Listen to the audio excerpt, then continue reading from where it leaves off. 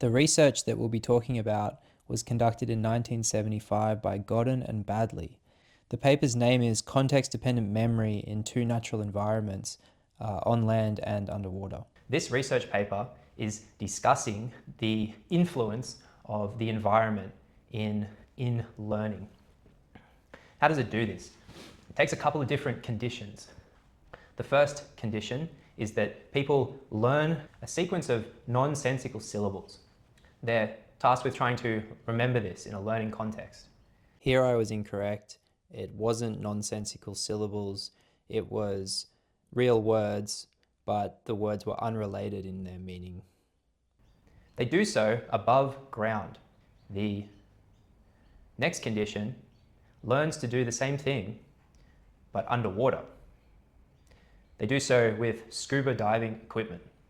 In the preceding test phase, there are 4 conditions.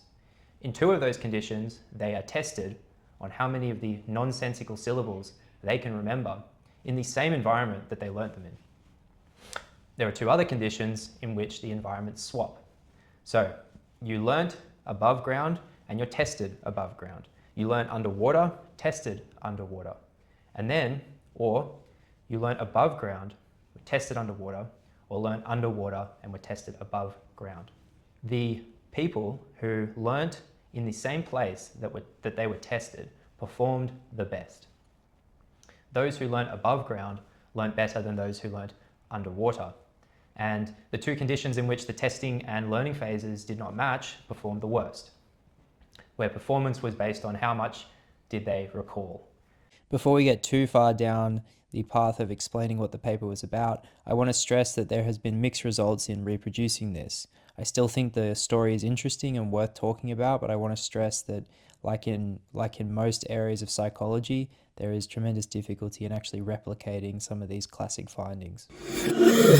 This is a nice little story because it tells us that the environment in which you're learning, which seems quite irrelevant to the obtaining of and storage of information, is actually really important. So influential that in an environment that is so abnormal in the sense of learning language or learning syllables, it's so abnormal when done underwater, the familiarity of that being present, the underwateredness, at the time of testing was essential in the process of learning in this example.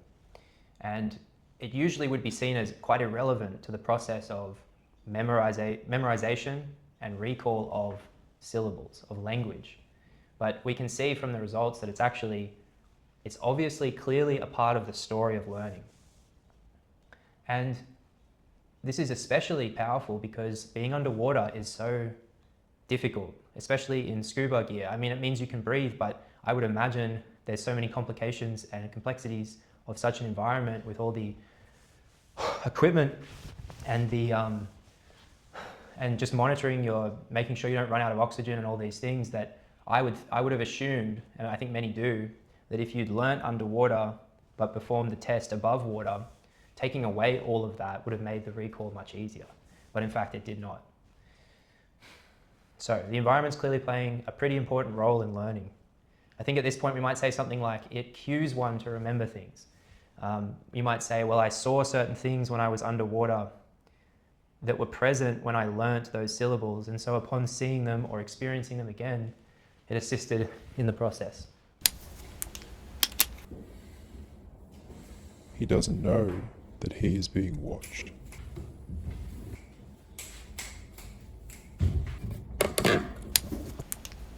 Think about when you enter a room, for example. A room that you've entered before, upon entering, will bring about memories of that place, events. It might even be the case that the room is quite different from the occasion in which you entered it before. Perhaps objects have been placed in different positions, things of this nature. Maybe the people present are not the same, but all the same, the memories come to you upon entering.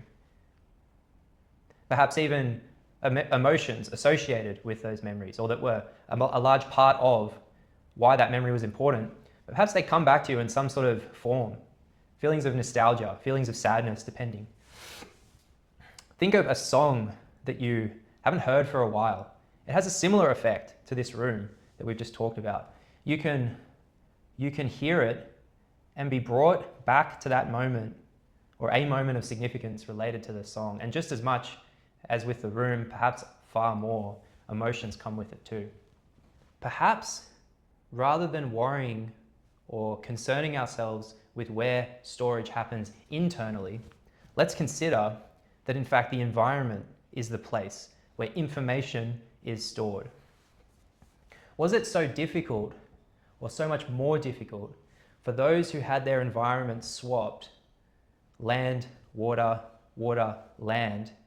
Was it more difficult for them because they, in essence, lost the ability to walk up to the figurative bookshelf and take down the nonsensical syllables that were stored in that environment to then recall? When you hear that song, is it as though that song is the place upon which the memories and emotions are held? Within the sound and vibrations, perhaps it's there that those things live. If we think about these things and we arrive at the conclusion that the information is stored in the environment, it has very profound influences on how we then consider the best ways to learn. How does this change things? You need to immerse yourself in environments that contain the information you're trying to remember. This is why it's so much more useful to change the tire on a car than it is to read a manual about how to change a tire on a car. I'm not saying you don't need the manual to walk you through the steps while you're doing it, but if you're the guy who is forced to change it, you walk through the manual, you will remember that. If you only ever read the manual, or perhaps you read the manual and your dad did it for you, then you won't remember it. Come the occasion when you need to know it, it'll be gone. If you're fortunate enough to have a dad that makes you walk through the process yourself, rather than just sit there and watch him, good for you. Sports, you shouldn't waste your time watching someone do it with perfect technique and then make the effort to replicate that technique. Sports practiced in this way divorce themselves from the context in which you're trying to apply your skills. If you're trying to learn outside of that context and you assume information is stored in the environment, what you're depriving yourself of is the place in which all the information is. If you practice dribbling a soccer ball or a basketball with no other opponents around, that will prepare you extremely well for the occasions when you play those sports and there are no other opponents. But that is never the case. It is an invariant of those sports that there are opponents to get around, opponents to deal with, opponents preventing you from scoring a goal, from getting the ball in the basket. So, and we see this, the guy who's the best at throwing free throws would get fucking bodied if he ever tried to play basketball. My silly little sport of jiu-jitsu does this all the time. We practice techniques in isolation. The coach says, oh, can you be cooperative with your partner while he works through the maneuvers? This is divorced from the invariant that you will never have a competitor who is playing nice. You will never have a competitor who is cooperative. If you felt cooperation in a live fight or role, you would assume he's fucking with you or he's baiting you into a trap. You would not think, oh good, now it's my time to exploit the cooperation and perform the move of the day. That's sports. Academia. How do we make sense of it in academia? Well, you can start by studying in the place where you'll do a test. You can start by bringing those things into your study rituals that resemble the test environment. For instance, you will not have a phone next to you or a textbook or a laptop which contains either distractions or the solutions. You will never have any of those things present in an exam. Start by practicing in a manner that reflects exactly how you will be tested. And in that way, the environment you've created will better resemble the one in which you'll be examined in. Where we're fortunate enough in academic settings, it is best to actually get your hands dirty and experience the thing you're trying to learn about.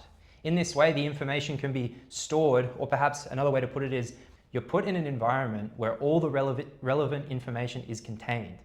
And in doing so, you're able to now obtain all that. If you were to approach study by reading your textbook over and over, the thing that is you're trying to remember for an exam, for instance, the only thing that serves to benefit is becoming more and more familiar with the language of the author, but it doesn't gain you any insight into their experience or authority necessarily. It just makes you more familiar with the language they choose to represent their understanding. But who says their language is the best? You could easily go and experience the thing that they're talking about yourself, and in doing so, come up with your own language to represent the thing that you understood, came to understand. And perhaps that might be a better use of the textbook. It's to say, go experience the same thing that I'm writing about. Perhaps it's an experiment in a science class. Go experience that yourself and then read what I wrote. Maybe I'm really good at coming up with the language that captures that experience. Think about when you're doing an exam, the things that are present in that environment. And when I say environment, don't just think about the exam hall or the classroom. Think about the paper upon which many questions are written. Usually the structure is known to you beforehand, or at least common or similar, where it might be multiple choice, short answer, extended response, depending on the topic. Depending on the allocated time, you might have a reading section and then a writing time. Think of all of those things as the environment, everything except for you.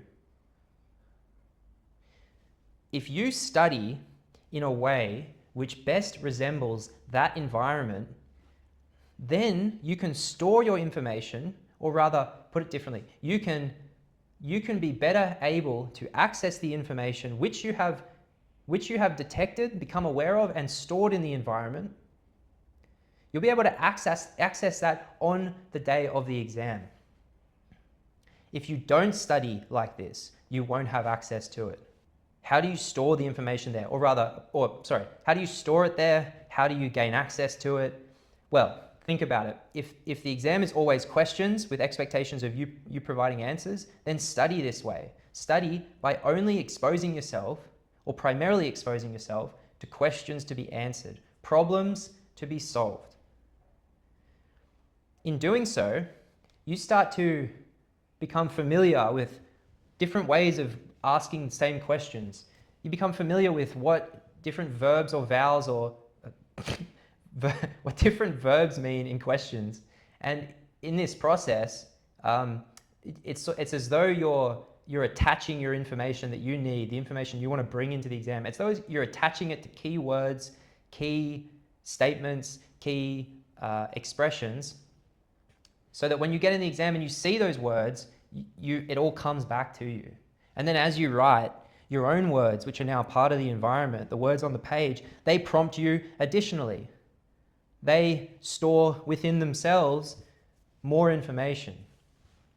And depending on the question being asked, maybe you need to access that storage, maybe you don't. But if we think about learning this way, then it makes sense it really easily makes sense of why doing past papers is such a profoundly useful way to do well in a present paper, in the current exam. By doing past papers, you're doing this exact process. You haven't got necessarily the precisely same words or questions, but you have ones that are so similar. And if you do enough of them, they span almost the entire possible environment that you could encounter, that you've stored everything where you need it. You've encountered all the words, you know exactly what they mean, exactly what they demand of you in that context. And so you can come in swinging and answer every question, answer them really fast. If you don't study this way, for instance, if you never do a past paper, or worse yet, you don't even do questions in your textbook, if you instead do things like trying to memorize solutions, the problem you obviously encounter is that you might not be able to adapt that solution to the exam question. That's obviously a problem, and in some subjects it doesn't matter that much, but in others, like you would never do that in maths, for instance. But the problem you encounter, if we assume environment is where the information is stored, is that you will take so long to build the associations you need to be able to pull that information out of the paper, out of that storage. Because it's all about writing it down, and it's the storage would then happen in your own words. As you're writing along, you're prompting yourself. It's like each sentence reminds you of the next. And the risk, there's a real danger, and that is you miss a sentence. You forget one sentence. For some reason, the sentence above doesn't provide enough cue. It's not rich enough to remind me, oh shit, what is the next one? And if you hit that situation, which we've all been in, you're fucked.